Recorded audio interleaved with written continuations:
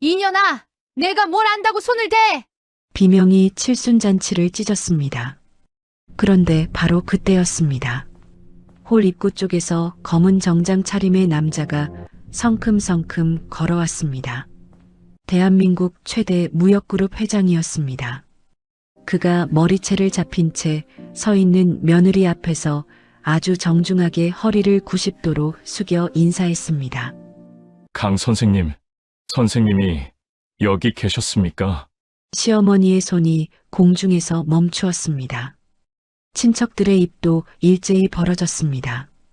도대체 이 며느리의 정체는 무엇이었을까요? 사연 시작 전 무료인 구독과 좋아요로 함께 해주세요. 그럼 바로 시작합니다. 칠순잔치를 사흘 앞둔 어느 월요일 새벽이었습니다. 경기도 수원의 한 아파트 주방에서 강다희는 새벽 4시부터 일어나 칼질을 하고 있었습니다. 색바랜 면바지에 기름때가 잔뜩 묻은 앞치마를 두르고 대충 묶어 올린 머리에서 땀이 뚝뚝 떨어졌습니다.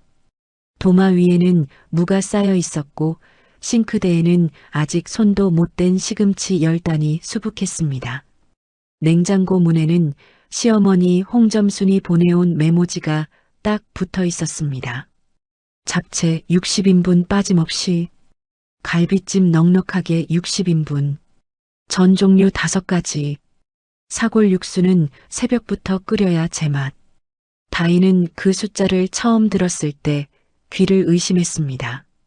칠순잔치라고는 하지만 제사가 있는 것도 아닌데 시어머니는 친척이란 친척은 죄다 불러 모아 잔치상을 벌이겠다고 했습니다. 이 집에 들어온 이상 이 정도는 당연히 해야지. 고마운 줄 알아. 시어머니의 그 말이 귓가에 맴돌았습니다. 다희는 이를 악물고 물을 썰었습니다. 손가락 마디가 욱신거렸지만 멈출 수 없었습니다. 멈추면 시어머니에게서 전화가 올 테니까요. 그때 침실 문이 열리며 남편 최병수가 나왔습니다. 깔끔하게 빗어넘긴 머리, 다림질이 빳빳한 와이셔츠, 손목에는 번쩍이는 명품 시계가 걸려 있었습니다. 출근 준비를 마친 그는 주방을 슬쩍 보더니 미간을 찌푸렸습니다. 여보, 아직도 이것밖에 못했어? 엄마가 내일까지 갈비찜이랑 잡채 다 되어 있어야 한다고 했잖아. 다희의 손이 멈추었습니다. 새벽 4시부터 쉬지 않고 움직인 손이었습니다. 고개를 들어 남편을 바라보았습니다. 말하고 싶었습니다. 나도 사람이라고. 팔이 떨어져 나갈 것 같다고. 알았어. 좀 더 빨리 할게. 하지만 입에서 나온 것은 늘 그렇듯 순종적인 대답뿐이었습니다. 병수는 고개를 끄덕이더니 현관으로 향했습니다. 구두를 신으며 돌아보지도 않고 말했습니다. 아, 그리고 엄마가 동태전이랑 버섯전 추가하래. 재료는 알아서 사고. 현관문이 닫혔습니다. 다희는 한참 동안 닫힌 문을 바라보았습니다. 눈시울이 뜨거워졌지만 울 시간조차 없었습니다. 물을 써는 손을 다시 움직였습니다. 알아서, 언제나 알아서. 그 말이 다희의 어깨를 짓눌렀습니다. 그때 싱크대 위 선반에 놓인 낡은 액자 하나가 눈에 들어왔습니다. 서아프리카의 어느 야전 병원 앞에서 찍은 사진이었습니다. 흙먼지 가득한 수술 가운을 입은 다희, 그 옆에는 활짝 웃고 있는 남자가 서 있었습니다. 남편 이준혁이었습니다. 국경 없는 의사회 자원봉사자로 함께 파견을 나갔던 그 사람. 다희는 손을 멈추고 그 사진을 바라보았습니다. 준혁아, 낮은 목소리가 새어나왔습니다. 그러나 바로 다음 순간 다희는 고개를 저으며 다시 칼을 들었습니다. 지금은 생각할 때가 아니었습니다. 아직 잡채 재료도 손을 못 댔고 사골 육수는 불에 올려야 했습니다. 창밖은 아직 캄캄했습니다. 아파트 주방의 형광등 불빛만이 다희의 지친 얼굴을 비추고 있었습니다. 칠순잔치 당일 아침이 밝았습니다. 수원 아파트 거실은 전쟁터를 방불케 했습니다. 길게 늘어선 테이블 위에 갈비찜, 잡채, 각종 전, 나물 반찬이 산더미처럼 쌓여 있었습니다. 다희는 사흘 동안 거의 잠을 자지 못했습니다. 눈 밑에 짙은 다크서클이 내려앉았고 손등에는 기름에 댄 자국이 벌겋게 올라와 있었습니다. 초인종이 울리기 시작했습니다. 1명, 2명, 5명, 10명. 시어머니의 친척들이 몰려들었습니다.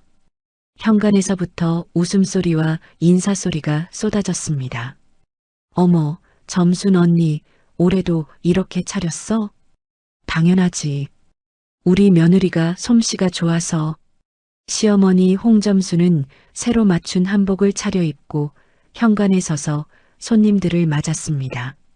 마치 자기가 이 모든 음식을 만든 것처럼 어깨를 펴고 있었습니다. 다희가 조심스럽게 다가갔습니다. 어머니, 신발 정리 도와드릴까요? 홍점수는 날카로운 눈빛을 보냈습니다. 신발은 무슨, 부엌에가, 국이 식으면 어떡해. 다희는 고개를 숙이고 부엌으로 돌아갔습니다. 거실에서는 친척들의 수군거리는 소리가 들려왔습니다. 저 며느리 전 남편 있었다며? 응. 점순 언니가 그러더라. 애도 없이 홀몸으로 굴러 들어왔다고. 그래도 일은 잘한다고 하더라. 어디서 병수 같은 남자를 잘도 꼬셨지. 다희의 귀에 그 말들이 또렷하게 들렸습니다. 국을 젓는 손에 힘이 들어갔습니다. 전 남편 있었다.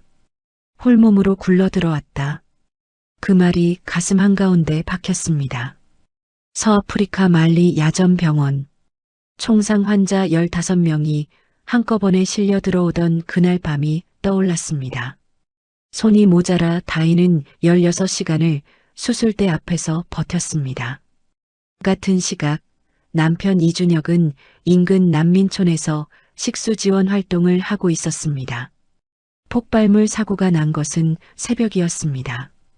다희가 수술실에서 나왔을 때 준혁은 이미 없었습니다. 국경 없는 의사회 20회, 분쟁 지역 14곳, 수술 성공률 세계 최상위권. 그러나 다희에게 그 모든 숫자는 아무 의미가 없었습니다. 가장 가까이 있던 사람 하나를 지키지 못했으니까요.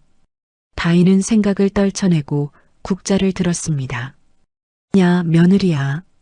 시어머니의 날카로운 목소리가 부엌까지 파고들었습니다. 다희는 급히 거실로 나갔습니다. 홍점수는 빈 접시를 들고 서 있었습니다. 잡채가 벌써 바닥이야. 60인분 하라고 했더니 이게 뭐란 거야? 당장 더 만들어 와. 어머니, 잡채는 넉넉히 했는데요. 넉넉히가 이게 넉넉해? 눈이 있으면 봐. 접시가 비었잖아. 친척들 앞이었습니다. 수십 명의 시선이 다희에게 쏠렸습니다. 누군가 킥 웃는 소리가 났습니다. 다희의 얼굴이 뜨겁게 달아올랐습니다. 죄송합니다, 어머니. 바로 만들겠습니다. 다희는 고개를 깊이 숙이고 부엌으로 돌아갔습니다. 점심이 끝나고 손님들이 과일을 먹으며 이야기꽃을 피우는 동안 다희는 쉼없이 그릇을 치우고 커피를 날랐습니다. 이름 대신 야 에미야로 불리며 거실과 부엌을 쉬지 않고 오갔습니다. 밥 한 숟갈 뜰 시간도 없었습니다. 그때 홍점순이 소파에 앉아 손님들에게 말했습니다. 목소리는 웃고 있었지만 그 안에 담긴 뜻은 날카로웠습니다.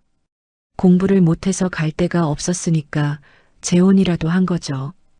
그래도 밥은 할 줄 아니 다행이에요. 전 남편도 제대로 못 챙긴 여자가 우리 집에 들어온 것만도 감사한 줄 알아야 하는데. 손님들 사이에서 웃음이 퍼졌습니다. 다희는 갈비찜을 담는 손을 멈추지 않았습니다. 국자를 쥔 손가락 끝이 하얗게 질려 있었습니다. 시간은 저녁이 되어 갔습니다. 밤 11시가 넘어서야 마지막 손님이 돌아갔습니다. 거실에는 먹다 남은 음식 접시와 소주병, 맥주캔이 전쟁터처럼 널려 있었습니다. 다인은 무릎이 풀려 주방 바닥에 주저앉았습니다. 새벽 4시부터 밤 11시까지 19시간을 쉬지 않고 움직인 몸이었습니다. 병수는 이미 안방으로 들어가 코를 골고 있었습니다. 홍점순도 자기 방에서 TV 소리를 울리고 있었습니다. 아무도 다이에게 수고했다는 말 한마디 하지 않았습니다. 다이는 바닥에 앉은 채 천장을 올려다보았습니다. 형광등 불빛이 눈을 찔렀습니다. 고개를 돌리니 싱크대에 쌓인 설거지거리가 산더미였습니다. 화장실로 들어간 다이는 문을 잠그고 주머니에서 핸드폰을 꺼냈습니다. 사진첩을 열었습니다. 깊이 묻어둔 폴더 하나가 있었습니다. MSF라는 이름의 폴더였습니다. 첫 번째 사진. 야전 수술실 앞에서 동료 의사들과 함께 찍은 사진. 흙먼지 가득한 수술 가운을 입고 환하게 웃고 있는 자신. 두 번째 사진. 준혁과 함께 찍은 사진. 말리의 노을 아래 서로의 어깨를 감싸 안고 있었습니다. 다이의 눈에서 눈물이 뚝 떨어졌습니다. 준혁아, 나 지금 뭐하고 있는 걸까? 그 낮은 목소리가 화장실 벽에 부딪혀 돌아왔습니다. 거울에 비친 자신의 얼굴을 보았습니다. 다크서클이 내려앉고 머리카락이 흐트러진 초라한 모습. 손등에는 기름에 댄 자국이 아직 벌겋게 남아 있었습니다. 이것이 지금의 강다이였습니다. 다이는 핸드폰을 끄고 다시 주머니에 넣었습니다. 화장실 문을 열고 나와 부엌으로 향했습니다. 수도꼭지를 틀었습니다. 따뜻한 물이 손등의 기름 자국 위로 흘렀습니다. 쓰라렸지만 다이는 이를 악물고 첫 번째 접시를 집어들었습니다. 아직 칠순잔치는 끝나지 않았습니다. 내일도 손님이 옵니다. 칠순잔치 이튿날 아침이 밝았습니다. 다이는 전날 밤 설거지를 끝내고 새벽 2시에 겨우 눈을 붙였지만 5시에 다시 일어나야 했습니다. 홍점순이 전날 밤 문자를 보내놓았기 때문입니다. 내일 오전 11시에 손님 한 분 더 오신다. 갈비탕 준비해. 특별한 분이니까 상 제대로 차려. 특별한 분. 다이는 그 두 글자를 보며 잠시 멈추었습니다. 홍점순이 특별하다고 부르는 사람이라면 분명 시어머니의 과시욕을 채워줄 누군가일 터였습니다. 다이는 부은 눈을 비비며 부엌에 섰습니다. 냉장고를 열자 시어머니가 미리 사놓은 사골뼈가 빼곡히 들어차 있었습니다. 적어도 재료는 준비해 두셨구나 싶었지만 그것은 배려가 아니었습니다. 도망칠 핑계를 주지 않겠다는 뜻이었습니다. 사골을 큰 솥에 넣고 물을 채우는데 안방 문이 열리며 홍점순이 나왔습니다. 잠옷 위에 카디건을 걸치고 머리에는 롤을 감은 채였습니다. 육수는 벌써 올렸어야지. 지금 올리면 제때 우러나겠어? 어머니, 새벽 5시에 일어났는데요. 변명은 됐고. 홍점수는 부엌 의자에 앉더니 팔짱을 꼈습니다. 오늘 오시는 손님이 누군지 알아? 박인준 회장님이야. 무역그룹 박인준 회장. 영감이 젊었을 때부터 알던 분이야. 대한민국에서 모르는 사람이 없는 분이라고. 다이의 손이 미세하게 떨렸습니다. 박인준. 그 이름이 기억의 어딘가를 건드렸습니다. 하지만 지금 그것을 생각할 여유가 없었습니다. 홍점순의 입꼬리가 올라갔습니다. 그러니까 상을 제대로 차려야 해. 우리 며느리가 어떻다는 소리 듣기 싫으니까. 아, 그리고 오늘은 앞치마 그거 좀 바꿔 입어. 기름때 묻은 거 들고 나오지 말고. 보기 싫으니까. 다이는 아무 말 없이 고개를 끄덕였습니다. 홍점수는 콧방귀를 끼며 일어났습니다. 밥 먹을 생각하지 마. 상 차리고 나서 먹어. 손님 오시기 전에 다 세팅해야 하잖아. 다이의 눈이 커졌습니다. 전날도 하루 종일 밥 한 숟갈 못 먹었는데 오늘도 마찬가지였습니다. 하지만 홍점수는 이미 안방으로 돌아가고 있었습니다. 오전 10시가 되자 병수가 안방에서 나왔습니다. 깔끔한 캐주얼 차림에 향수까지 뿌린 모습이었습니다. 잔치 이튿날이라고는 믿기 어려운 말끔한 모습이었습니다. 다희가 조심스럽게 말했습니다. 병수 씨, 박인준 회장이라고 하셨는데 어떤 분이에요? 병수는 거울 앞에서 머리를 다듬으며 대수롭지 않게 대답했습니다.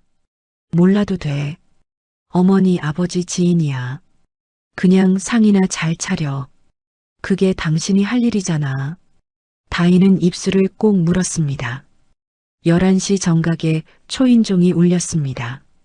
병수가 현관으로 나가고 홍점순이 새로 맞춘 한복으로 갈아입고 거실에 섰습니다. 환한 웃음, 바른 자세. 며느리 앞에서는 절대 보여주지 않는 표정이었습니다. 현관문이 열렸습니다. 검은 정장 차림의 남자가 들어섰습니다. 60대 후반의 남자였습니다. 눈매가 날카롭고 걸음걸이 하나에서 범상치 않은 위험이 느껴졌습니다. 그 뒤를 비서로 보이는 젊은 남자가 따르고 있었습니다. 어이구, 회장님. 이렇게 직접 와주시다니. 홍점순이 두 손을 모으며 반겼습니다. 박인준 회장은 따뜻하게 웃으며 악수를 건넸습니다. 칠순 축하드립니다. 최 선생. 오래오래 건강하게 사셔야죠. 시아버지 최기태가 활짝 웃으며 박인준의 손을 잡았습니다. 두 사람은 오랜 시간을 함께한 사람들처럼 자연스럽게 거실 소파에 앉았습니다. 다희는 부엌에서 그 모습을 바라보았습니다. 박인준, 무역그룹 회장. 그 이름이 다시 한번 기억의 어딘가를 두드렸습니다. 하지만 다희는 고개를 저으며 국자를 들었습니다. 지금은 갈비탕을 내야 했습니다. 이쪽으로 앉으세요. 갈비탕 금방 나옵니다. 다희가 조심스럽게 상을 내밀었습니다. 박인준이 고개를 들어 다희를 바라보았습니다. 그의 시선이 잠시 다희의 얼굴에 머물렀습니다. 하지만 다희는 시선을 피하며 빠르게 부엌으로 돌아갔습니다. 홍점순이 박인준에게 말했습니다. 목소리는 웃고 있었지만 그 안에 담긴 뜻은 여전히 날카로웠습니다. 회장님, 우리 며느리예요. 공부는 못했어도 음식 솜씨 하나는 기가 막혀요. 그게 저의 유일한 장점이라고 제가 늘 말하죠. 손님들 사이에서 웃음이 흘렀습니다. 다희는 부엌에서 그 말을 들으며 두 눈을 질끈 감았습니다. 공부는 못했어도 그 말이 또 가슴에 박혔습니다. 서아프리카 말리, 시리아 국경지대, 예멘 분쟁 지역, 방글라데시, 홍수 현장. 20해 동안 14곳의 분쟁 지역과 재난 현장을 누비며 수천 명의 생명을 살린 외과의 국경 없는 의사회 최우수 외과의 표창을 3번 받은 사람. 공부를 못했다는 말이 어울리는 사람이 아니었습니다. 그러나 다희는 아무 말도 하지 않았습니다. 말할 수 없었습니다. 수술실로 돌아가는 순간 준혁의 얼굴이 떠오를 테니까요. 내가 그 자리에 없었기 때문에 그 사람이 죽었다는 자책이 숨통을 조여올 테니까요. 다희는 국자를 다시 들었습니다. 오후가 되었습니다. 박인준 회장과 최기태는 소파에 앉아 오랜 이야기를 나누고 있었습니다. 홍점수는 그 옆에서 이야기에 끼어들며 연신 웃음을 터뜨렸습니다. 병수는 과일을 집어먹으며 핸드폰을 보고 있었습니다. 다희는 조용히 빈 그릇을 치우고 과일을 깎고 커피를 날랐습니다. 그 누구도 다희에게 앉으라는 말 한마디 하지 않았습니다. 그때였습니다. 시아버지 최기태가 소파에서 일어나 화장실로 향하려다 갑자기 걸음을 멈추었습니다. 짧은 신음이 새어나왔습니다. 그 짧은 소리였습니다. 최기태의 얼굴이 순식간에 붉어졌다가 백지장처럼 하얘졌습니다. 손이 허공을 더듬더니 가슴을 움켜쥐었습니다. 영감, 영감. 홍점순이 비명을 질렀습니다. 최기태의 몸이 기울었습니다. 무릎이 먼저 꺾이고 옆으로 쓰러지면서 이마가 소파 모서리를 스쳤습니다. 거실이 순식간에 아수라장이 되었습니다. 병수가 달려갔습니다. 홍점순이 울부짖었습니다. 다희는 부엌에서 그 소리를 들었습니다. 몸이 먼저 반응했습니다. 생각보다 빠르게 본능처럼 20회 동안 잠들어 있던 무언가가 심장 밑바닥에서 벌떡 일어났습니다. 심장 질환, 쓰러지기 직전 가슴을 쥔 동작, 갑작스러운 의식 저하, 안면 창백, 다희의 뇌 속에서 수천 번 반복했던 응급처치 프로토콜이 자동으로 돌아가기 시작했습니다. 다희가 거실로 달려갔습니다. 시아버지 최기태는 거실 바닥에 쓰러져 있었습니다. 얼굴은 이미 잿빛으로 변해 있었고 입술이 서서히 보랏빛을 띠기 시작했습니다. 손이 가슴 위에 힘없이 놓여 있었습니다.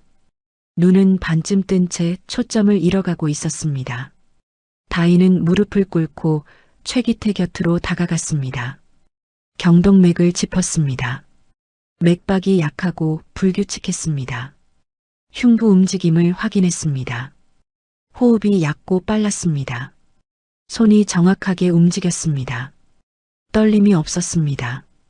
20회 동안 분쟁 지역 야전병원에서 단련된 의사의 손이었습니다. 아버지, 들리세요? 눈을 깜빡여 보세요. 최기태의 눈꺼풀이 미세하게 떨렸습니다. 의식이 완전히 사라진 것은 아니었습니다. 아직 시간이 있었습니다. 병수 씨, 빨리 119에 전화해요. 심근경색 의심이에요. 골든 타임이 얼마 없어요. 다희의 목소리는 명확하고 단호했습니다.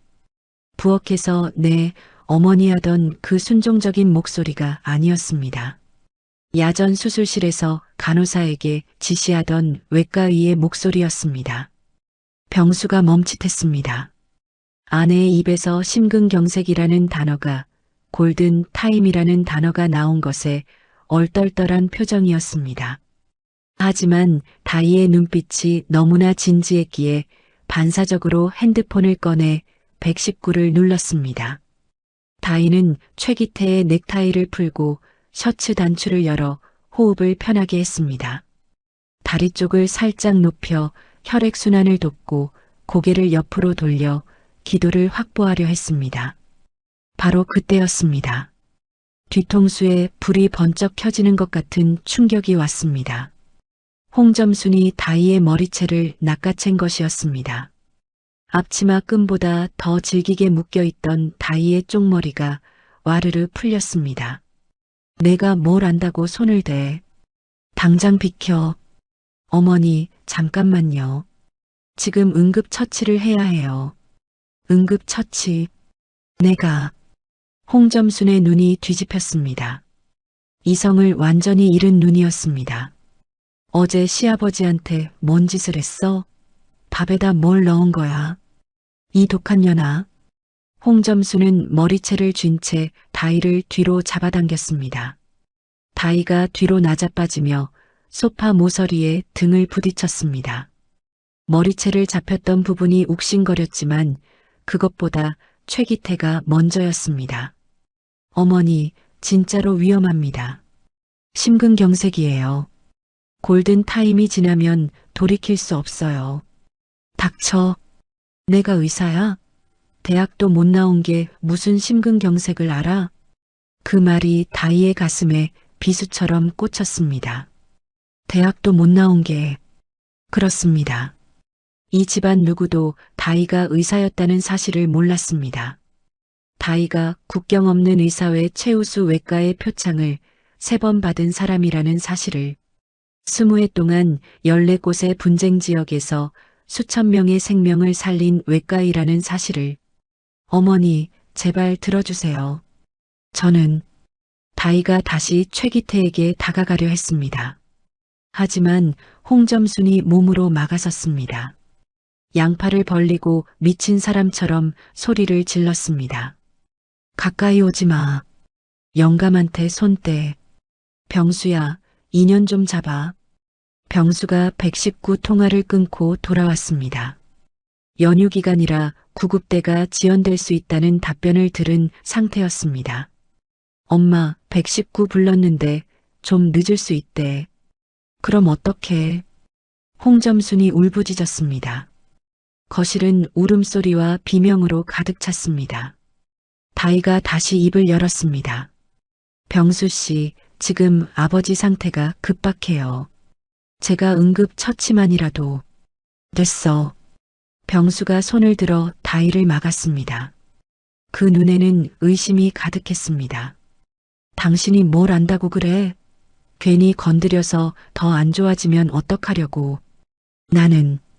다희는 말을 잇지 못했습니다. 나는 의사야라는 말이 목구멍까지 차올랐지만 나오지 않았습니다. 2년 동안 봉인해왔던 그 단어가 준혁의 죽음과 함께 묻어버린 그 이름이. 하지만 최기태의 얼굴은 점점 더 파래지고 있었습니다.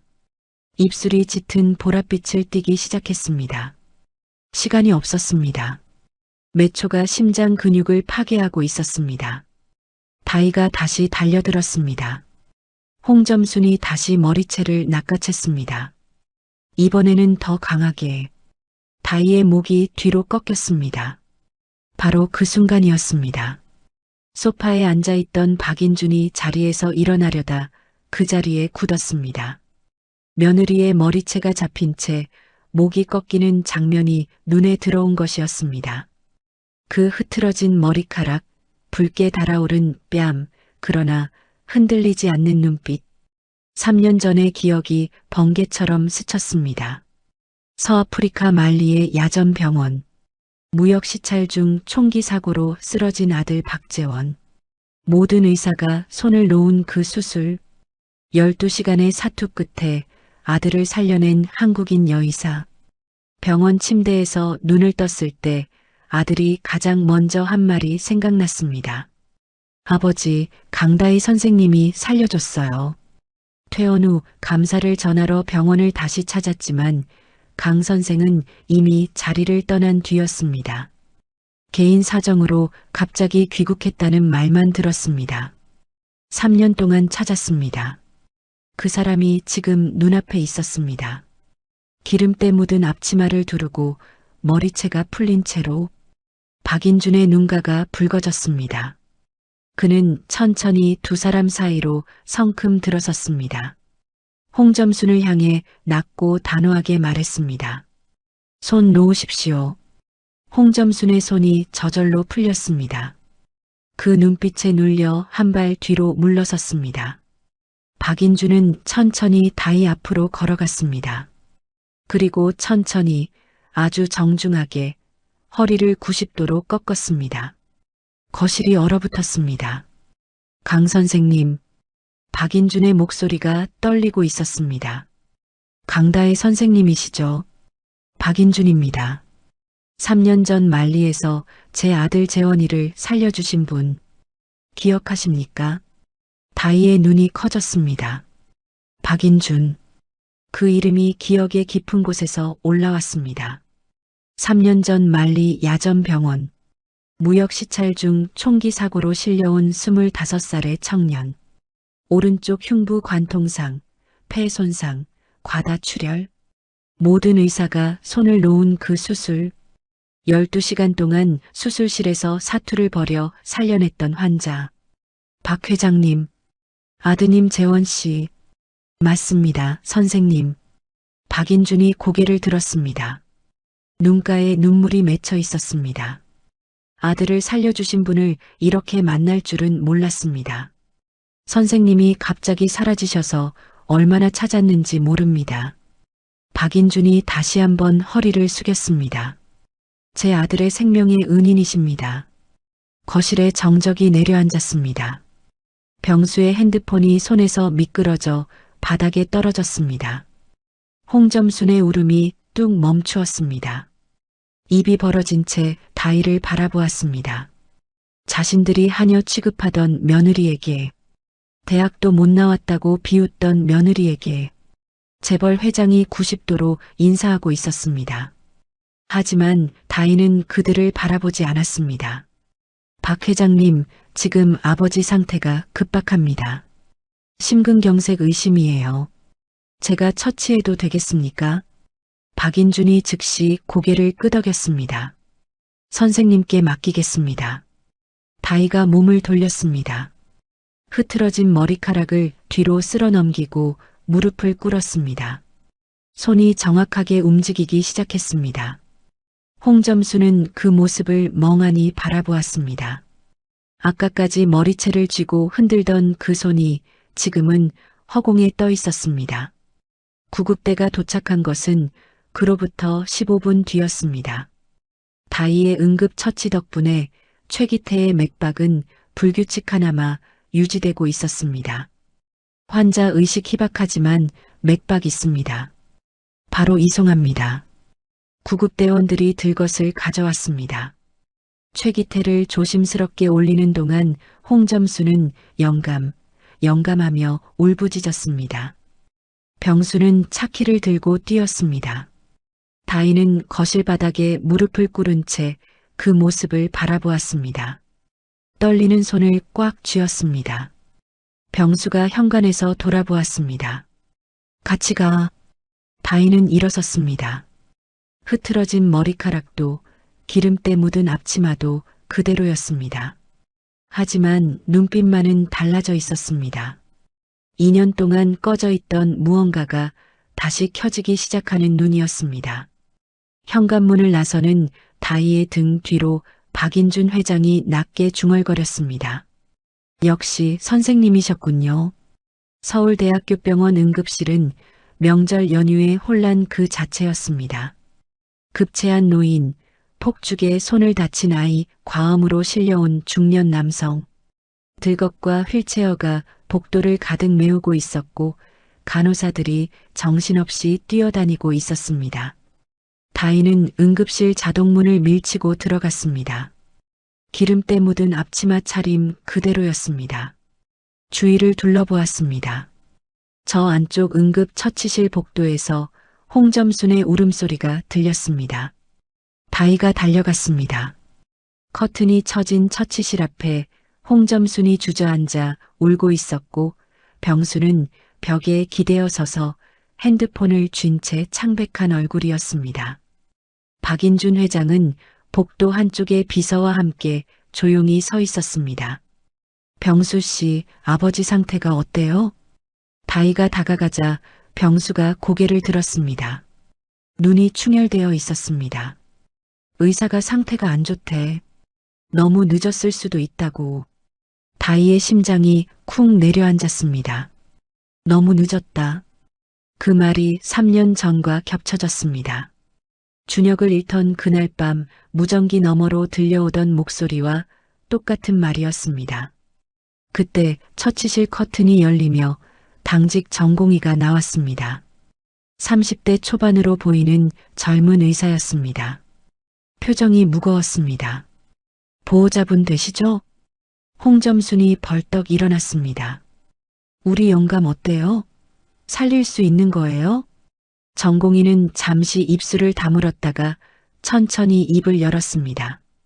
심전도와 혈액 검사 결과 좌전하행지 완전 폐색으로 인한 급성 심근경색입니다. 심장 근육 손상 범위가 상당하고 현재 혈압이 불안정한 상태입니다. 그래서 어떻게 한다는 거예요? 수술하면 되는 거 아니에요? 홍점순이 전공의의 가온깃을 움켜쥐었습니다.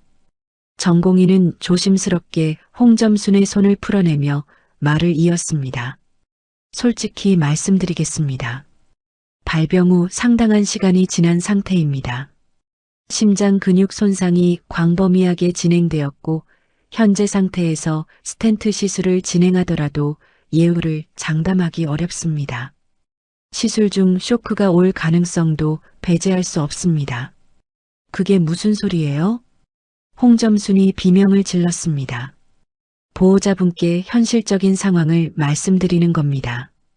최선을 다하겠지만 마음의 준비를 하셔야 할 수도 있습니다. 마음의 준비. 그 말에 복도가 얼어붙었습니다.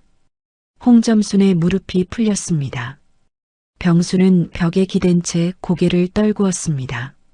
다희는 한 발짝 떨어진 곳에 서서 전공의의 말을 듣고 있었습니다. 머릿속에서 모든 정보가 빠르게 분석되고 있었습니다. 좌전화행지 완전 폐색, 심장 근육 손상 광범위, 혈압 불안정, 스텐트 시술 고위험. 하지만 다희의 머릿속에서는 그 너머의 것이 보이고 있었습니다.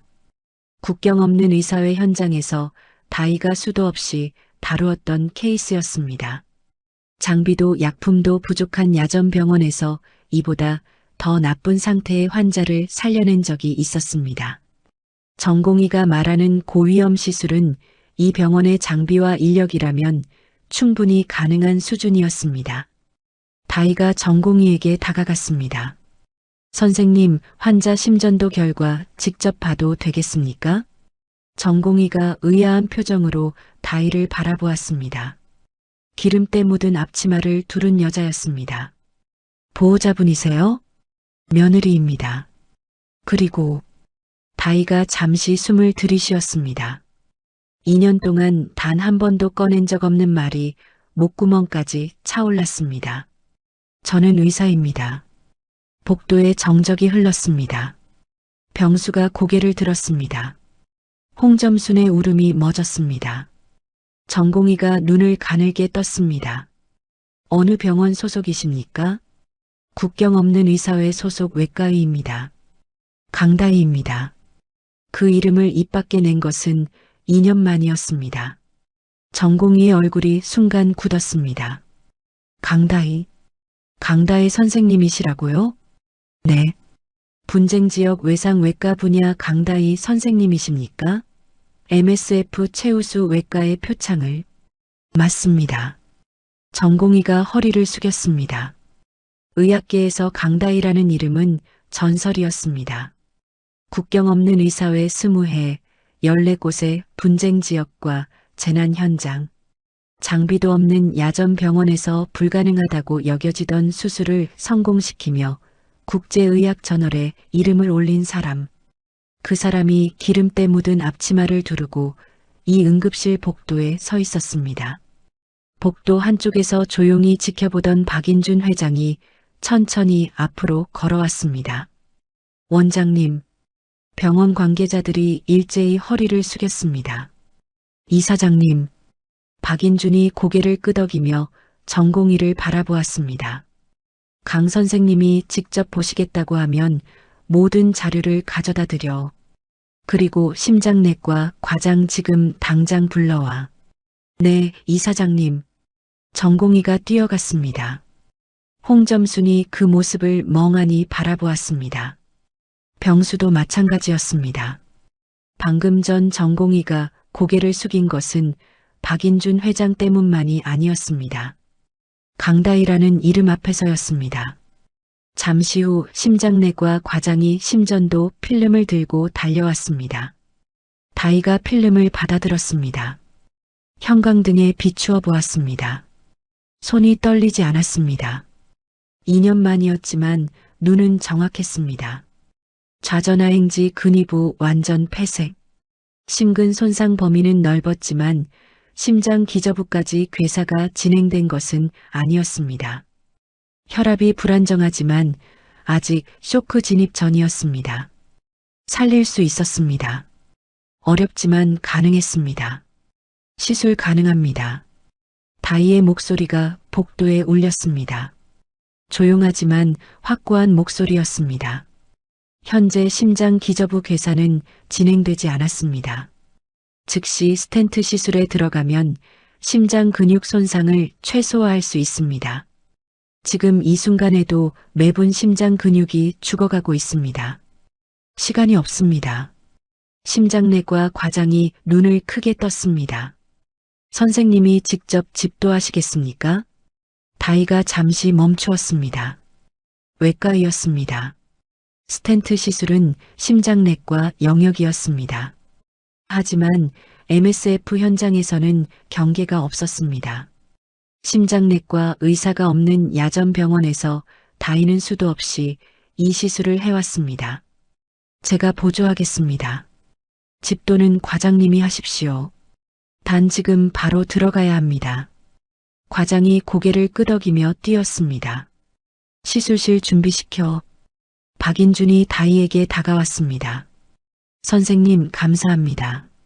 감사 인사는 시술 끝나고 하십시오. 다희는 짧게 대답하고 몸을 돌렸습니다. 홍점순이 다희의 앞에 섰습니다. 눈이 퉁퉁 부어 있었고 입술이 바짝 말라 있었습니다. 아까까지 머리채를 쥐고 흔들던 그 손이 지금은 가슴 앞에 모아져 있었습니다. 다희야. 처음이었습니다. 이름을 불러준 것이 홍점순의 목소리가 떨렸습니다. 우리 영감 좀 살려줘. 제발. 다희는 홍점순을 바라보았습니다. 사흘 동안 하녀 취급을 하던 사람, 대학도 못 나왔다고 비웃던 사람, 머리채를 낚아채던 그 손. 그 사람이 지금 다희 앞에서 떨고 있었습니다. 다희는 아무 말도 하지 않았습니다. 고개를 한번 끄덕이고 시술실 쪽으로 걸음을 옮겼습니다. 비서가 깨끗한 수술 가운을 들고 달려왔습니다. 다희가 기름때 묻은 앞치마를 벗었습니다. 천천히 하나씩 마치 2년 동안 자신을 짓누르던 껍데기를 벗어내는 것처럼 하얀 수술 가운을 입었습니다. 어깨가 펴졌습니다. 등이 고다졌습니다. 눈빛이 달라졌습니다. 기름때 묻은 앞치마 속에 지치고 초라한 며느리가 아니었습니다. 20해 동안 세계의 분쟁 지역을 누빈 외과의 강다희가 돌아온 것이었습니다. 병수가 그 모습을 바라보았습니다. 홍점순도 바라보았습니다. 아무도 말을 잇지 못했습니다. 자신들이 하녀 취급하던 며느리가, 대학도 못 나왔다고 비웃던 며느리가 지금 세계적인 외과의의 눈빛으로 시술실 문을 향해 걷고 있었습니다. 다희는 그들을 돌아보지 않았습니다. 시술실 문이 열렸습니다. 차가운 공기가 다희의 얼굴을 스쳤습니다. 익숙한 공기였습니다. 소독약 냄새, 금속 기구의 차가운 광택, 무영 등의 하얀 빛. 2년 만에 돌아온 다희의 전장이었습니다. 시술은 3시간이 넘게 이어졌습니다. 좌전하행지 근위부를 막고 있던 혈전을 걷어내고 스텐트를 거치하는 과정은 한치의 오차도 허용하지 않는 작업이었습니다. 다희는 과장의 옆에서 한 발짝도 움직이지 않았습니다. 혈압이 급격히 떨어지는 순간이 2번 있었습니다. 그때마다 다희의 낮고 정확한 목소리가 시술실을 울렸습니다. 도파민 증량, 수액 속도 높여요. 지금입니다. 시술팀이 긴장했지만 다희의 손은 흔들리지 않았습니다. 마지막 스텐트가 자리를 잡았습니다. 모니터의 수치가 천천히 안정되기 시작했습니다. 혈압이 올라오고 심박이 규칙적인 리듬을 되찾았습니다. 스텐트 거치 완료. 혈류 재개 확인. 바이탈 안정. 심장내과 과장이 낮게 탄성을 질렀습니다. 성공입니다. 다희는 장갑을 벗었습니다. 손이 미세하게 떨렸습니다. 하지만 그것은 두려움 때문이 아니었습니다. 해냈습니다. 이번에는 해냈습니다. 준혁. 이번에는 살렸어요. 소리 없이 입술이 움직였습니다. 시술실 문이 열렸습니다. 다희가 수술 가운을 입은 채 복도로 나왔습니다. 마스크를 내리자 땀에 젖은 얼굴이 드러났습니다. 3시간의 사투가 고스란히 새겨진 얼굴이었지만 눈빛만은 살아있었습니다. 2년 동안 꺼져 있던 불꽃이 다시 켜진 눈이었습니다. 복도에서 기다리던 사람들이 일제히 일어섰습니다. 홍점순이 가장 먼저 달려왔습니다. 눈이 퉁퉁 부어 있었고 입술이 바짝 말라 있었습니다. 3시간 동안 복도 의자에 앉아 울고 또 울었던 흔적이었습니다. 우리 영감이 어때? 살아있어? 다희는 홍점순을 바라보았습니다. 사흘 동안 머리채를 잡아당겼던 손, 대학도 못 나왔다고 모욕했던 입. 그 사람이 지금 다희 앞에서 떨고 있었습니다. 시술은 성공적으로 끝났습니다. 다희의 목소리는 차분했습니다. 의사로서의 목소리였습니다. 감정이 배제된 정확한 전달을 위한 목소리. 막혔던 혈관을 뚫고 스텐트를 거치했습니다. 혈류가 재개되었고 현재 활력 징후가 안정적입니다. 다만 손상된 심장 근육이 회복되기까지는 시간이 필요합니다. 48시간이 고비입니다. 그 안에 상태가 유지되면 후유증 없이 회복할 가능성이 높습니다. 홍점순의 무릎이 풀렸습니다. 바닥에 주저앉으며 두 손으로 얼굴을 감쌌습니다. 살았어. 우리 영감이 살았어. 병수가 벽에 기대어 서 있다가 천천히 다희에게 다가왔습니다. 얼굴이 창백했습니다. 입술을 몇 번이나 달싹거렸지만 말이 나오지 않는 모양이었습니다. 다희야. 병수가 겨우 입을 열었습니다. 목소리가 갈라져 있었습니다. 고마워. 진짜로. 아버지를 살려줘서. 다희는 병수의 얼굴을 바라보았습니다. 한때 세상의 전부라고 믿었던 얼굴. 아버지를 잃고 준혁을 잃고 홀로 남겨진 자신에게 유일한 가족이라고 생각했던 남자. 그런데 지금 그 얼굴을 보니 아무것도 느껴지지 않았습니다. 분노도 서운함도 사랑도 텅 비어 있었습니다. 병수 씨, 다희가 입을 열었습니다. 아버지 시술은 끝났어. 후속 관찰은 이 병원 의료진이 맡을 거야. 응, 고마워. 정말로. 그리고 할 말이 있어. 다희의 목소리가 한 톤 낮아졌습니다. 복도의 울음소리와 안도의 한숨 사이로 그 낮은 목소리가 또렷하게 울렸습니다. 병수의 표정이 굳었습니다. 다희의 눈빛이 달라져 있었습니다. 그동안 보아왔던 순종적이고 지친 아내의 눈이 아니었습니다. 차갑고 단단하고 결심이 서 있는 눈이었습니다. 여기서 할 얘기는 아닌 것 같지만 더 이상 미룰 수도 없을 것 같아서. 무슨 소리야? 지금 갑자기. 들어. 다희가 한 걸음 다가섰습니다. 병수가 반사적으로 반걸음 물러났습니다. 2년 동안 참았어. 어머니한테 욕먹고 머리채 잡히고 하녀 취급당하면서 참았어. 당신 하나만 바라보고 버텼어. 이 세상에 나한테 남은 건 당신뿐이라고 생각했으니까. 다희의 목소리가 떨렸습니다. 하지만 울음이 아니었습니다. 2년 동안 목구멍에 걸려있던 말들이 마침내 쏟아져 나오는 떨림이었습니다. 그런데 당신은 뭘 했어? 어머니가 내 머리채를 잡을 때 소파에 앉아서 바라만 봤잖아. 아버지가 쓰러졌을 때 나한테 알아서 따라오라고 했잖아. 사흘 동안 60인분 음식 만들고 밥 한 끼 못 먹는 나한테 잡채가 모자라다고 했잖아. 병수의 얼굴이 붉어졌습니다.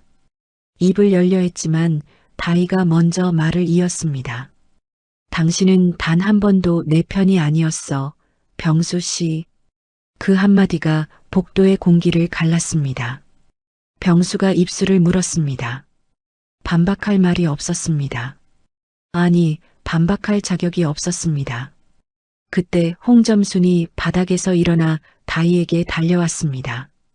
울음이 그치지 않은 얼굴이었지만 눈에는 다급함이 서려 있었습니다. 다희야, 무슨 소리야? 내가 잘못했어. 내가 몰라봤어. 그러니까 제발. 홍점순이 다희의 수술 가운 소매를 잡았습니다. 아까 머리채를 잡았던 그 손이 지금은 매달리고 있었습니다. 어머니. 다희가 조용히 홍점순의 손을 풀어냈습니다. 세게 뿌리친 것이 아니었습니다. 천천히 부드럽게. 하지만 분명하게. 저는 의사예요. 어머니가 대학도 못 나왔다고 하신 그 며느리는 국경 없는 의사회 소속 외과의였어요. 20해 동안 전쟁터와 재난 현장에서 수천 명을 살린 사람이에요. 홍점순의 입이 벌어졌습니다. 어머니가 근본 없다고 하신 그 집안, 제 남편은 난민촌에서 봉사하다 세상을 떠난 사람이에요.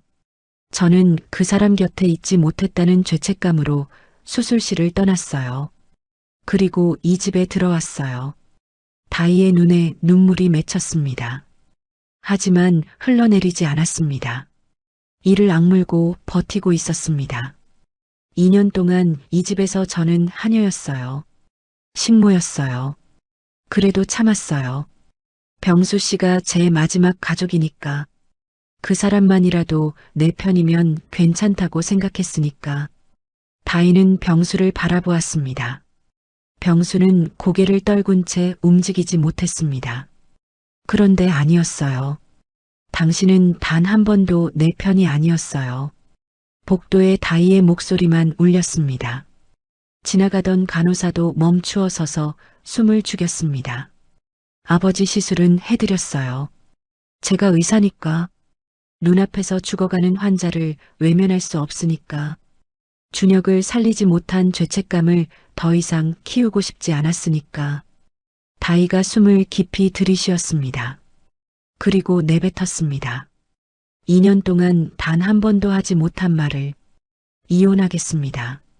정적이 내려앉았습니다. 홍점순이 다시 매달렸습니다. 다희야, 안 돼. 내가 잘못했어. 진짜로 미안해. 제발 가지 마. 후속 치료는 이 병원 의료진이 충분히 할 수 있어요. 제가 시술 기록과 주의 사항을 모두 전달해 놓겠습니다. 다희는 한 발 물러섰습니다. 홍점순의 손이 다시 뻗어왔지만 다희는 부드럽게 걷어냈습니다. 병수가 고개를 번쩍 들었습니다. 다희야, 잠깐만. 지금 감정이 격해진 거잖아. 아버지 시술 끝나고 피곤해서 그러는 거지. 좀 쉬고 나서 얘기하자. 감정이 격해진 게 아니야. 다희가 병수를 똑바로 바라보았습니다. 2년 동안 생각한 거야. 병수의 눈이 흔들렸습니다. 그 눈빛에서 다희는 읽었습니다. 이미 돌이킬 수 없다는 것을, 병수 자신도 알고 있다는 것을. 다희는 돌아섰습니다. 복도 저쪽에서 박인준 회장이 비서와 함께 기다리고 있었습니다. 다희가 다가갔습니다. 이사장님, 시술실 사용을 허락해 주셔서 감사합니다. 환자 상태는 안정적이고 48시간 안에 고비를 넘길 가능성이 높습니다. 후속 관찰 사항은 심장내과 과장님께 전달하겠습니다. 박인준이 고개를 끄덕였습니다. 그의 눈에는 다희에 대한 깊은 존경이 서려 있었습니다. 선생님, 한 가지 여쭤봐도 되겠습니까? 네. 이 수술이 끝난 후 어떻게 하실 생각이십니까? 다희는 잠시 침묵했습니다. 복도 저쪽에서 홍점순의 울음소리가 들렸습니다. 병수가 무언가 말하는 소리도. 하지만 다희는 돌아보지 않았습니다. 다시 현장으로 돌아가려고 합니다. 박인준의 눈빛이 반짝였습니다. 현장이 아닌 곳은 생각해 보지 않으셨습니까? 다희가 눈을 크게 떴습니다. 저희 병원에 와주시면 안 되겠습니까? 선생님의 실력은 제가 몸으로 겪어서 압니다. 세계 최고입니다. 저희 병원 외상외과 센터를 선생님께 맡기고 싶습니다. 센터장 자리를 드리겠습니다. 응급실 복도가 다시 한번 얼어붙었습니다. 다희는 박인준을 바라보았습니다. 이 제안은 단순한 감사의 표현이 아니었습니다. 3년 전 아들의 생명을 살린 의사에게 보답하겠다는 진심이, 그리고 세계적인 외과의를 자기 병원에 데려오겠다는 사업가의 판단이 함께 담긴 제안이었습니다. 생각할 시간을 주시겠습니까? 물론입니다.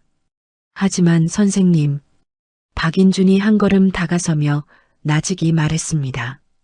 선생님 같은 분이 대한민국에 계셔야 합니다. 전쟁터에만 환자가 있는 것이 아닙니다. 선생님의 손이 필요한 사람이 이 나라에도 많습니다. 다희는 대답하지 않았습니다. 고개를 돌려 복도 창문 너머를 바라보았습니다. 새벽 어둠이 걷히고 서울의 아침 해가 떠오르고 있었습니다. 3시간의 시술을 마치고 맞는 아침이었습니다. 병원 복도로 쏟아지는 햇살이 다희의 하얀 수술 가운 위로 내려앉았습니다. 오랜만에 따뜻한 빛이었습니다. 이혼 얘기를 꺼낸 지 사흘이 지났습니다. 그 사흘 동안 다희는 병원이 마련해준 당직실에서 지냈습니다. 시술 후 최기태의 경과를 직접 확인하고 심장내과 과장에게 후속 관찰 사항을 꼼꼼히 전달했습니다. 최기태는 48시간 고비를 넘겼습니다. 의료진은 기적에 가깝다고 했습니다. 응급처치가 빨랐던 덕분이라고. 하지만 다희는 병실에 가지 않았습니다. 나흘째 되던 날 오전 다희는 변호사 사무실에 앉아 있었습니다. 창밖으로 서울의 가을 하늘이 맑게 펼쳐져 있었습니다. 담당 변호사가 서류를 정리하며 물었습니다. 결혼 전 재산 상태가 어떠셨습니까? 다희는 잠시 생각했습니다. 결혼 전 MSF 활동을 하면서 모아둔 돈이 있었어요. 20해 동안 현장 수당이랑 수술 수당으로 모은 돈이에요. 결혼하면서 남편 명의 통장에 합쳤습니다. 남편이 재테크를 하겠다고 해서요? 네. 금액이 어느 정도입니까? 약 3억입니다. 변호사의 눈이 커졌습니다. 3억을 남편 명의로 합치셨다고요? 네. 다희는 쓴웃음을 지었습니다. 바보 같았죠. 그때는 판단력이 흐려져 있었습니다. 준혁을 잃은 직후였으니까요. 변호사가 서류를 정리하며 말했습니다. 결혼 전 특유 재산이라면 법적으로 돌려받을 수 있습니다. 다만 상대방이 협조하지 않으면 소송이 길어질 수 있습니다. 그리고 시어머니의 폭행건도 따로 청구 가능합니다. 증거가 있으십니까? 다희가 핸드폰을 꺼냈습니다. 칠순잔치 당일 거실에 설치된 홈 카메라 영상이었습니다.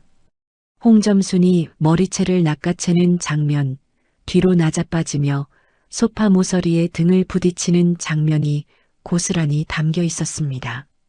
있습니다. 변호사가 고개를 끄덕였습니다. 그날 저녁 다희는 병수에게 연락했습니다. 만나자고. 이혼 조건을 이야기하자고. 장소는 병원 근처 카페였습니다. 병수는 약속 시간보다 10분 늦게 나타났습니다. 깔끔한 정장 차림이었지만 얼굴에는 피로가 잔뜩 묻어 있었습니다. 아버지가 병원에 누워 있는데 출근을 했던 모양이었습니다. 회사 체면이 아버지의 병상보다 먼저인 남자. 다희는 창가 자리에 앉아 커피를 마시고 있었습니다. 수술 가운 대신 단정한 재킷을 입고 있었습니다. 흐트러진 머리카락도 기름때 묻은 앞치마도 없었습니다. 처음 결혼할 때의 다희가 아니었습니다. 그렇다고 지난 2년의 다희도 아니었습니다. 병수가 맞은편에 앉으며 입을 열었습니다. 다시 생각해 볼 수 없어? 아버지도 이제 막 고비 넘기셨는데. 지금 이럴 때야? 다 생각했어. 다희의 목소리는 담담했습니다. 결혼 전 내 돈 3억 돌려주고 깔끔하게 정리하자. 병수의 표정이 굳었습니다. 3억? 그 돈이 지금 어디에 있는지 다희는 몰랐지만 병수는 알고 있었습니다. 그게 지금 당장은 어려워. 왜? 투자를 좀 했거든. 부동산이랑 주식이랑. 지금 빼면 손해가 커서 내 돈으로 내 허락도 없이 투자한 거잖아. 병수가 입을 다물었습니다.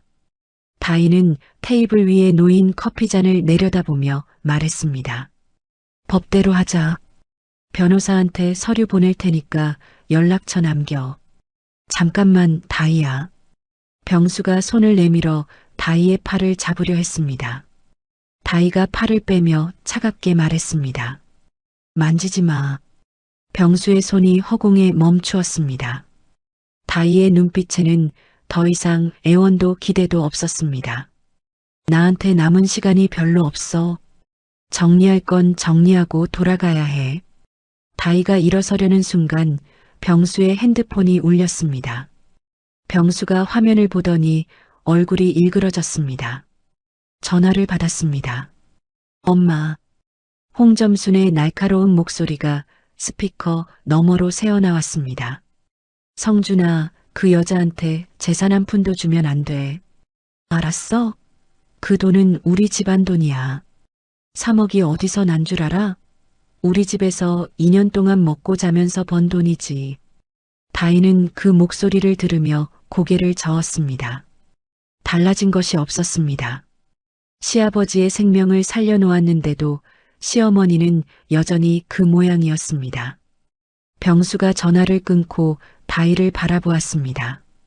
엄마가 재산 분할은 안 된다고 하셔. 어머니 말씀이시라고. 응. 결혼할 때 합친 돈은 공동 재산이야. 이혼 사유도 당신 쪽에 있으니까 위자료도 줄 수 없다고 엄마가 그러시는데 이혼 사유가 내 쪽에 있다고. 다희의 목소리가 낮아졌습니다. 2년 동안 하녀 취급한 게 시댁이고 머리채를 잡은 게 시어머니고 방관한 게 당신인데 이혼 사유가 내 쪽이라고. 병수가 시선을 피했습니다. 대답 대신 커피를 마셨습니다. 어머니 말이라면 물불 안 가리는 40살 남자의 비겁함이 커피잔 뒤에 숨어 있었습니다. 다희는 자리에서 일어났습니다. 법정에서 보자. 카페 문을 열고 나왔습니다. 차가운 가을 공기가 얼굴을 스쳤습니다. 다희는 깊게 숨을 들이쉬었습니다. 예상했던 대로였습니다. 쉽게 끝나지 않을 것이라는 것을. 하지만 다희에게는 더 이상 잃을 것이 없었습니다. 병수가 카페 유리창 너머로 다희의 뒷모습을 바라보았습니다. 멀어지는 다희의 걸음걸이는 흔들리지 않았습니다. 2년 동안 보아온 지치고 고개 숙인 아내의 걸음이 아니었습니다. 병수는 커피잔을 내려놓으며 핸드폰을 들었습니다. 엄마, 나야. 다희가 진짜로 소송할 것 같아. 홍점순의 목소리가 다시 날카롭게 튀어나왔습니다. 내버려둬. 걔가 뭘 어쩌겠어. 변호사 살 돈이나 있겠어? 바로 그 순간 카페 창밖으로 다희의 핸드폰이 울리는 것이 보였습니다. 다희가 전화를 받았습니다. 잠시 말을 나누더니 고개를 끄덕였습니다. 걸음을 멈추었습니다. 그리고 천천히 고개를 들어 하늘을 바라보았습니다. 입가에 아주 작은 미소가 번졌습니다. 박인준 회장이었습니다. 전화기 너머로 박인준의 목소리가 울렸습니다. 선생님, 이혼 진행 중이시라고 들었습니다. 다희는 잠시 멈추었습니다. 어떻게 하셨습니까? 병원 관계자를 통해서입니다. 시술 후 병실을 찾은 시어머니께서 복도에서 며느리 욕을 꽤 크게 하셨다고 하더군요. 다희는 쓴웃음을 지었습니다. 죄송합니다. 저로 인해 병원이. 그런 말씀 마십시오. 박인준의 목소리가 단호해졌습니다. 선생님, 제 아들의 목숨을 살려주신 분이 부당한 대우를 받고 계신데 가만히 있는 것은 제 양심이 허락하지 않습니다. 한 가지 여쭤봐도 되겠습니까? 네. 현재 법적 대리인이 있으십니까? 지금 선임 중입니다. 선생님, 제 변호사들을 보내도 되겠습니까? 비용은 전액 제가 부담하겠습니다. 다희의 눈이 커졌습니다. 이사장님, 이건 제 개인적인 일입니다. 폐를 끼칠 수 없습니다. 폐가 아닙니다. 박인준의 목소리가 낮아졌습니다. 3년 전 저는 서아프리카 야전병원 침대에서 아들이 살아 돌아왔다는 소식을 들었습니다. 모든 의사가 포기한 자리에서 선생님 혼자 12시간을 버텨주셨습니다. 그 빚을 갚을 기회를 주십시오. 잠시 침묵이 흘렀습니다. 생각해 보겠습니다. 감사합니다. 그리고 선생님, 박인준이 잠시 뜸을 들였습니다. 나머지는 제가 처리하겠습니다. 나머지는 제가 처리하겠습니다. 그 말의 무게를 다희는 곧 알게 되었습니다. 이틀 뒤 다희의 앞에 나타난 것은 대한민국 5대 로펌 중 하나였습니다. 담당 변호사가 가죽 서류 가방을 내려놓으며 말했습니다. 박인준 이사장님 지시로 왔습니다. 선생님 사건 전담으로 배정받았습니다. 다희는 그 변호사와 마주 앉아 모든 것을 처음부터 정리했습니다. 결혼 전 특유재산 3억 반환 청구, 시어머니 홍점순의 폭행에 대한 진단서 확보, 2년간의 가사 노동에 대한 정당한 보상 청구, 홈 카메라 영상, 명절 음식 준비 내역, 시어머니가 보내온 메모지 사진까지 증거가 체계적으로 정리되었습니다. 같은 날 박인주는 비서실에 지시했습니다. 최병수 부장이 다니는 회사가 어디지? 대한물산 부장으로 재직 중입니다. 이사장님, 대한물산. 박인준의 눈이 가늘어졌습니다. 대한물산은 박인준 그룹과 납품 계약을 맺고 있는 중견 기업이었습니다. 매출의 35% 이상이 박인준 그룹과의 거래에서 나오는 구조였습니다. 대한물산 대표이사와 미팅 잡아. 네, 이사장님. 사흘 뒤 대한물산 대표이사실. 대표이사 윤성태가 식은땀을 흘리며 전화기를 내려놓았습니다. 박인준 회장과의 통화가 끝난 직후였습니다. 박인준의 말은 간단했습니다. 최병수라는 부장이 있지요. 그 사람 승진 과정이 깨끗한지 한번 살펴봐 주시지요. 그리고 우리 그룹과의 납품 계약 갱신 시기가 다가오는데 저는 투명한 조직을 가진 회사와 일하고 싶다는 게 제 오랜 원칙입니다. 윤성태 대표는 즉시 인사팀에 최병수의 인사 기록을 조사하도록 지시했습니다. 결과는 참담했습니다. 최병수의 부장 승진 과정에서 홍점순이 대표이사 부인에게 로비한 정황, 성과 보고서 허위 작성 의혹, 부서 내 갑질 민원 다수, 실력이 아니라 줄로 올라간 자리였다는 것이 적나라하게 드러났습니다. 최병수에게 인사위원회 소집 통보가 내려갔습니다. 소집 통보를 받은 날 저녁 병수는 홍점순에게 전화했습니다. 떨리는 목소리였습니다. 엄마, 나 인사위원회 소집됐어. 승진 비리 조사한대. 홍점순의 목소리가 굳었습니다. 그게 무슨 소리야? 그때 내가 얼마나 공들인 건데. 그게 문제라고. 그게 다 드러났어. 박인준 회장이 움직인 것 같아. 홍점순의 숨소리가 가빠졌습니다. 박인준 회장이 왜? 다희 때문이지. 다희가 3년 전에 그 회장 아들 살린 거 기억 안 나? 엄마가 머리채 잡은 것도 다 목격했잖아. 긴 침묵이 흘렀습니다. 같은 시기 홍점순에게도 연락이 갔습니다. 그동안 대한물산 대표이사 부인과의 친분으로 누려왔던 각종 혜택들이 일시에 끊겼습니다. VIP 행사 초대, 백화점 상품권, 골프 회원권. 하루아침에 사라졌습니다. 홍점순이 대표이사 부인에게 전화를 걸었지만 받지 않았습니다. 2번, 3번 연결되지 않았습니다.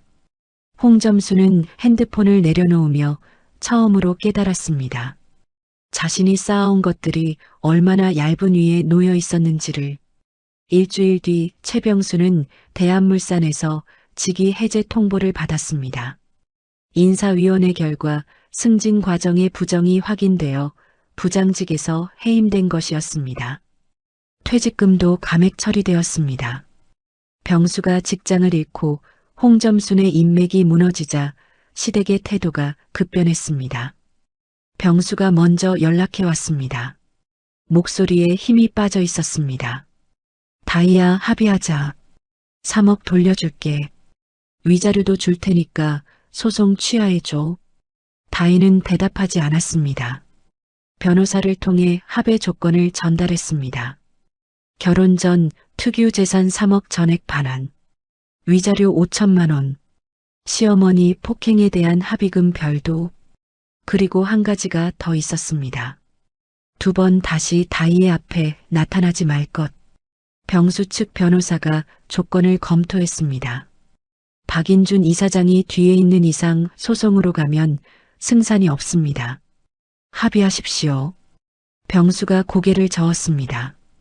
병수는 오랫동안 합의서를 들여다보았습니다. 손이 떨렸습니다. 홍점순이 옆에서 말했습니다. 하지마. 한 푼도. 엄마. 병수가 처음으로 어머니에게 낮은 목소리로 말했습니다. 그만해. 홍점순이 눈을 크게 떴습니다. 아들이 자신에게 그만하라고 한 것은 태어나서 처음이었습니다. 병수는 볼펜을 들었습니다. 손에 힘을 주었습니다. 그리고 합의서에 서명했습니다. 다희의 변호사로부터 연락이 온 것은 이튿날 아침이었습니다. 선생님, 합의서 서명 받았습니다. 3억 반환, 위자료 5천, 폭행 합의금 별도 입금 예정입니다. 이혼 신고서 제출하시면 모든 절차가 마무리됩니다. 다희는 전화를 끊고 창밖을 바라보았습니다. 병원 당직실 창문 너머로 서울의 밤이 펼쳐져 있었습니다.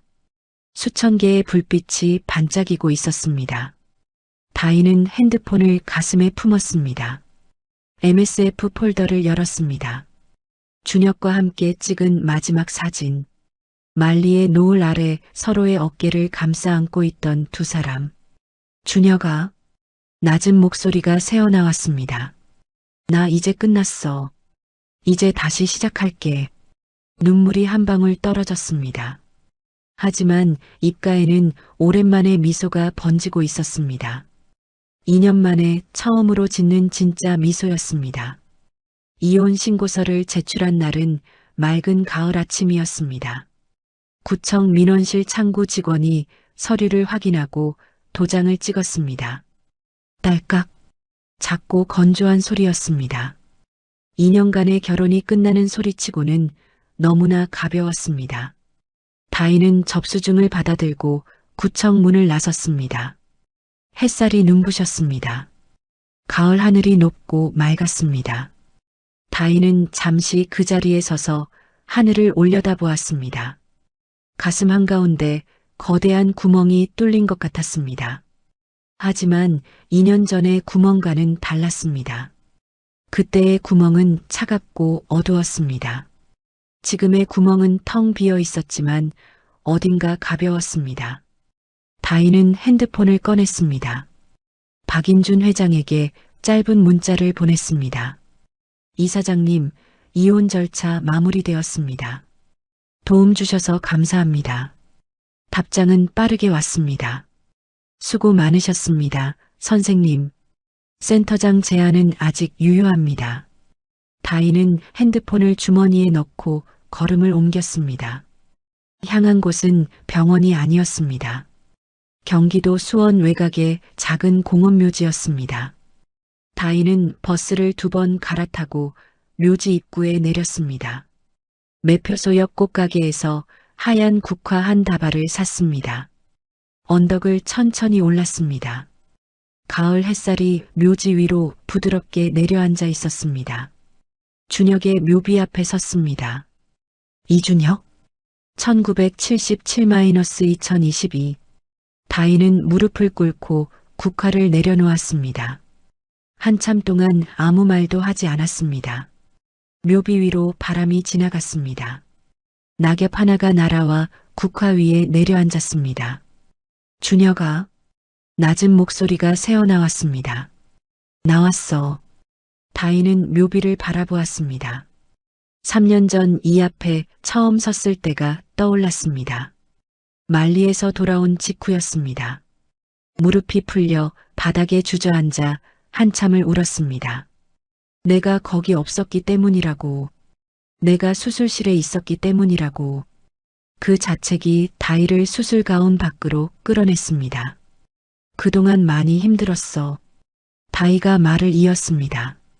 당신이 없는 세상에서 어떻게 살아야 하는지 몰랐어. 의사라는 이름도 버리고 숨어 살았어. 그게 벌인 줄 알았어. 내가 자리를 비웠으니까. 내가 거기 있었으면 말렸을 테니까. 바람이 불었습니다. 국화 꽃잎이 살랑거렸습니다. 근데 준혁아, 다희의 눈에 눈물이 맺혔습니다. 며칠 전에 사람을 살렸어. 또 손이 기억하고 있더라. 2년 동안 아무것도 안 했는데 몸이 먼저 움직이더라고. 눈물이 뺨을 타고 흘러내렸습니다. 다희는 닦지 않았습니다. 당신이 늘 그랬잖아. 다희야, 내 손은 사람을 살리는 손이야. 그 손을 낭비하지 마. 그 말이 맞았어. 묘비 앞에 바람이 또 한 번 지나갔습니다. 다희는 눈을 감았습니다. 야전 병원의 풍경이 떠올랐습니다. 흙먼지 가득한 수술실, 전기가 끊겨 손전등으로 수술하던 밤, 12살짜리 아이의 총상을 꿰매던 손. 그 모든 순간 옆에 있던 준혁. 무거운 의료 장비를 들고 뒤를 따르며 웃던 얼굴. 보고 싶어. 그 한마디가 울음이 되어 터져나왔습니다. 소리 없이 흐느꼈습니다. 한참 동안 묘지 위로 햇살이 따뜻하게 내려앉아 있었고 바람이 가끔 지나갔습니다. 다희의 흐느낌이 잦아들었습니다. 눈을 떴습니다. 눈물을 닦았습니다. 핸드폰을 꺼냈습니다. MSF 폴더를 열었습니다. 준혁과 함께 찍은 마지막 사진. 만리의 노을 아래 서로의 어깨를 감싸 안고 환하게 웃고 있는 두 사람. 다희의 손에는 수술 가운이 들려 있었고 준혁의 손에는 봉사단 조끼가 들려 있었습니다. 다희는 그 사진을 한참 들여다보았습니다. 준혁아, 나 결심했어. 다희가 조용히 말했습니다. 다시 시작하려고. 이번에는 도망치지 않을게. 당신이 늘 말했잖아. 도망치는 건 답이 아니라고. 살릴 수 있는 손을 가지고 있으면서 쓰지 않는 게 더 큰 죄라고. 바람이 불어 낙엽이 날렸습니다. 그리고 준혁아, 나 여기 있을게. 떠나지 않을게. 당신이 이 땅에 있으니까. 당신 곁에서 다시 시작할게. 다희는 묘비 위에 손을 얹었습니다. 차갑고 단단한 돌의 감촉이었습니다. 하지만 다희는 그 차가움 속에서 무언가 따뜻한 것을 느꼈습니다. 지켜봐줘. 한참 후 다희는 자리에서 일어났습니다. 무릎에 묻은 흙을 털었습니다. 묘비를 한 번 더 바라보았습니다. 그리고 돌아섰습니다. 언덕을 내려오는 다희의 걸음걸이는 올라갈 때와 달랐습니다. 무겁지 않았습니다. 2년 동안 어깨를 짓누르던 것이 조금씩 거치는 것 같았습니다. 공원묘지 입구를 나서며 다희는 핸드폰을 꺼냈습니다. 박인준 회장의 번호를 눌렀습니다. 신호가 2번 울리고 연결되었습니다. 선생님, 이사장님, 센터장 제안 말씀이요. 네, 선생님. 받겠습니다. 전화기 너머로 잠시 침묵이 흘렀습니다. 그리고 박인준의 목소리가 낮게 울렸습니다. 감사합니다, 선생님. 잘 결정하셨습니다. 다희는 전화를 끊었습니다. 버스 정류장 쪽으로 걸음을 옮겼습니다. 가을 햇살이 다희의 어깨 위로 내려앉았습니다. 따뜻했습니다. 오랜만에 느끼는 따뜻함이었습니다. 정류장 벤치에 앉아 버스를 기다리며 다희는 하늘을 올려다보았습니다. 구름 한 점 없는 맑은 가을 하늘이었습니다. 높고 투명했습니다. 2년 전 이 나라에 돌아왔을 때 다희에게는 아무것도 없었습니다. 준혁을 잃은 슬픔, 수술실을 떠난 자책, 그리고 최병수라는 남자. 그것이 전부였습니다. 지금은 달랐습니다. 최병수라는 마지막 끈마저 끊어졌지만 대신 다른 무언가가 돌아왔습니다. 시술실의 차가운 공기, 메스의 정확한 무게, 환자를 살려냈을 때의 그 떨림. 의사 강다희. 2년 만에 다시 찾은 자기 자신이었습니다. 버스가 왔습니다. 다희는 자리에서 일어섰습니다. 이제 갈 곳이 생겼습니다.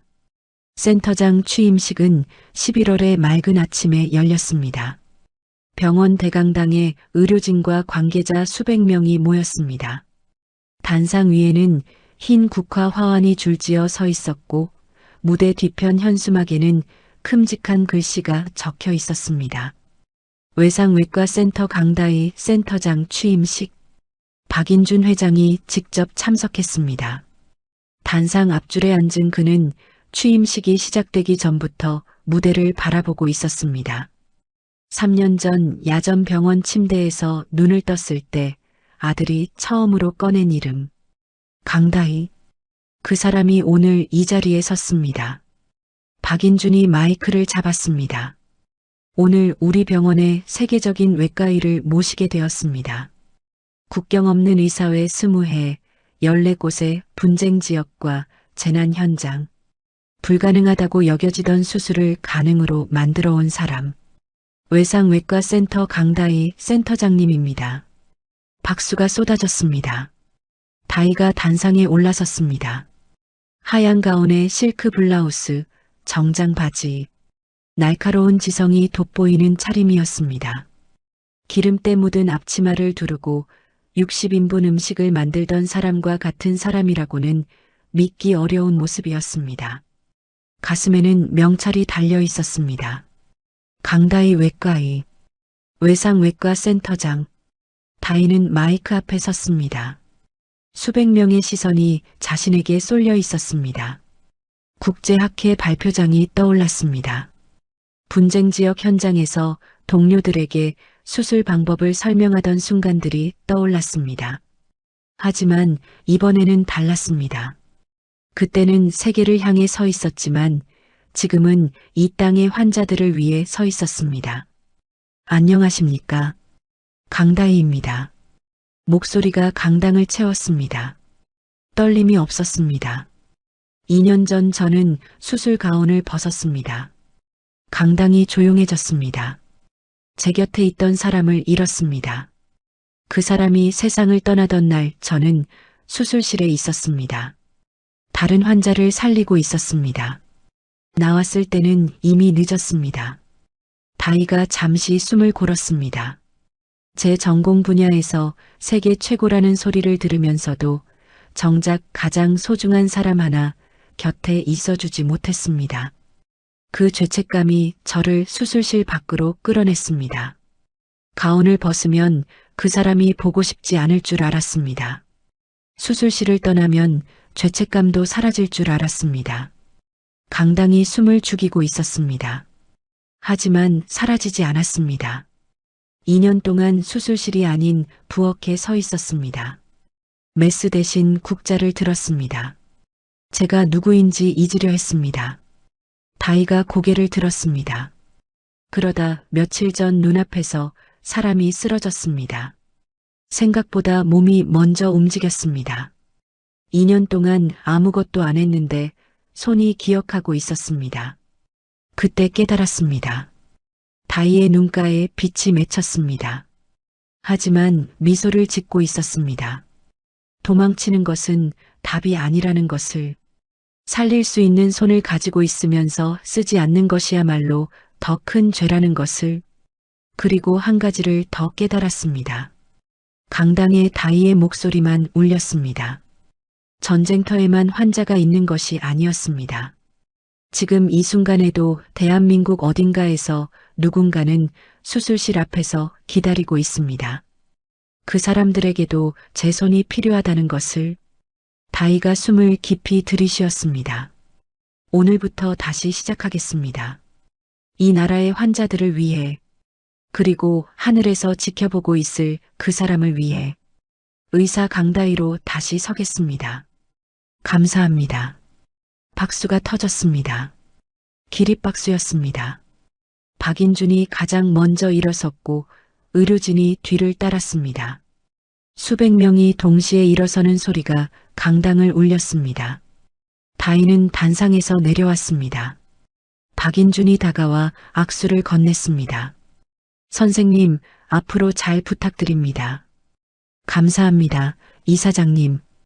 아드님은 잘 지내고 있습니까? 덕분에 건강하게 잘 지내고 있습니다. 선생님이 살려준 아들이니까요. 박인준의 눈가에 주름이 잡혔습니다. 진심이 담긴 웃음이었습니다. 선생님, 앞으로 이 병원이 선생님의 두 번째 전장이 되길 바랍니다. 다인은 고개를 끄덕였습니다. 그리고 강당을 나왔습니다. 복도 창문으로 11월의 햇살이 쏟아지고 있었습니다. 다인은 걸음을 멈추고 잠시 그 햇살을 맞았습니다. 따뜻했습니다. 주머니에서 핸드폰을 꺼냈습니다. MSF 폴더를 열었습니다. 준혁과 함께 찍은 마지막 사진. 말리의 노을 아래 서로의 어깨를 감싸 안고 환하게 웃고 있는 두 사람. 다이의 손에는 수술 가운이 들려 있었고 준혁의 손에는 봉사단 조끼가 들려 있었습니다. 준혁아, 나 다시 시작해. 낮은 목소리가 복도에 스며들었습니다. 이번에는 도망치지 않을게. 다이는 핸드폰을 가슴에 품었습니다. 그리고 외상외과 센터가 있는 층으로 걸음을 옮겼습니다. 하얀 가운 자락이 걸음에 맞춰 흔들렸습니다. 복도를 지나는 간호사들이 고개를 숙여 인사했습니다. 센터장님, 안녕하세요. 다이는 미소를 지으며 고개를 끄덕였습니다. 센터장실 문을 열었습니다. 넓은 창 너머로 서울의 풍경이 펼쳐져 있었습니다. 빽빽한 건물들, 그 사이를 흐르는 한강, 멀리 보이는 산. 분쟁 지역의 흙먼지와 천막 대신 이 도시의 풍경이 다이의 새로운 전장이었습니다. 책상 위에는 이미 서류들이 놓여 있었습니다. 내일 첫 수술 예정 환자의 차트가 펼쳐져 있었습니다. 다발성 외상 환자, 교통사고로 실려온 40대 남성. 다이는 의자에 앉아 차트를 펼쳤습니다. 손이 떨리지 않았습니다. 눈이 흔들리지 않았습니다. 의사 강다희가 돌아왔습니다. 더 이상 누군가의 며느리가 아닌, 누군가의 아내가 아닌, 오직 자기 자신으로. 창밖에 햇살이 명찰 위로 내려앉았습니다. 강다희 외과의 외상외과 센터장. 그 글자가 빛나고 있었습니다. 이 사연 어떻게 보셨나요? 다이는 기름때 묻은 앞치마를 벗고 하얀 가운을 다시 입는데 2년이 걸렸습니다. 하지만 늦지 않았습니다. 꺾인 것이 아니라 잠시 접혀 있었던 것이니까요. 오늘 사연이 마음에 남으셨다면 구독과 좋아요 부탁드립니다. 다음에 더 좋은 이야기로 찾아뵙겠습니다.